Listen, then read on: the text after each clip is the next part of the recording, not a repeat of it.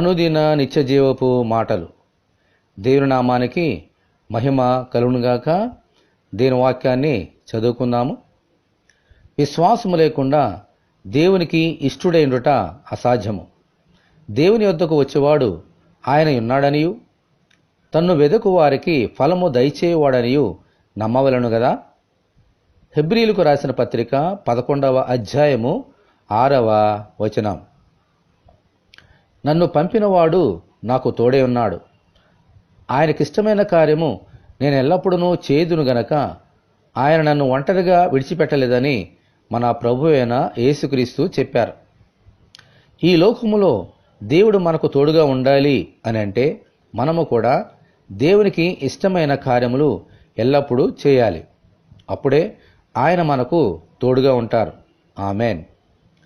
దేవుని యందును మన ప్రభు అయిన యేసుక్రీస్తునందును విశ్వాసముంచుటయే ఆయనకు ఇష్టమైన కార్యం.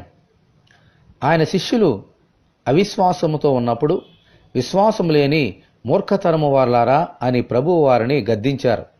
అయితే ఆయన యందు విశ్వాసం ఉంచిన వారు ఎన్నో గొప్ప కార్యాలను చేశారు. వారి విశ్వాసం ద్వారా రాజ్యములను జయించారు, వాగ్దానములను పొందారు, సింహముల నోళ్లను మూశారు, అగ్ని బలమును చల్లార్చారు, బలహీనులుగా ఉండి బలపరచబడ్డారు. ఆమెన్. మనము కూడా విశ్వాసమునకు కర్త అయిన యేసువైపు చూచుచు అన్ని విషయములలో ఆయనకు ఇష్టమైన కార్యములను చేయిచు ముందుకు సాగిపోదాము. ప్రభువా, మేము విశ్వాసములో తప్పిపోకుండానట్లు ఎల్లప్పుడూ మీకు ఇష్టమైన కార్యము చేయనట్లు దయచేయమని ప్రభు అయిన యేసుక్రీస్తు ద్వారా మనమందరము దేవుని ప్రార్థన చేసుకుందాము. ప్రభువా, మీకు వందనాలు. విశ్వాసము లేకుండా మీకు ఇష్టలే ఉండట అసాధ్యమని మాకు బోధించారు నాయన. విశ్వాసము అనేది మా జీవితంలో ఒక ప్రాముఖ్యమైన భాగము.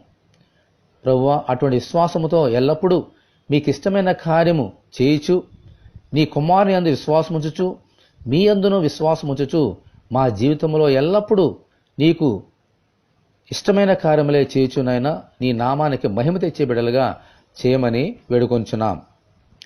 ఈ వాక్యం వింటున్న నీ బిడలందరినీ అలాగున దీవించి మేమెల్లప్పుడూ అటువంటి ఇష్టమైన కార్యములు విశ్వాసముతో ముందుకు సాగిపోనట్లుగా సహాయం దయచేయమని యేసు అతి పరిశుద్ధమైన నామంలో ప్రార్థన చేయుచున్నాము తండ్రి. ఆమెన్. దేవుని కృప మనకు తోడేయునుగాక. ఆమెన్.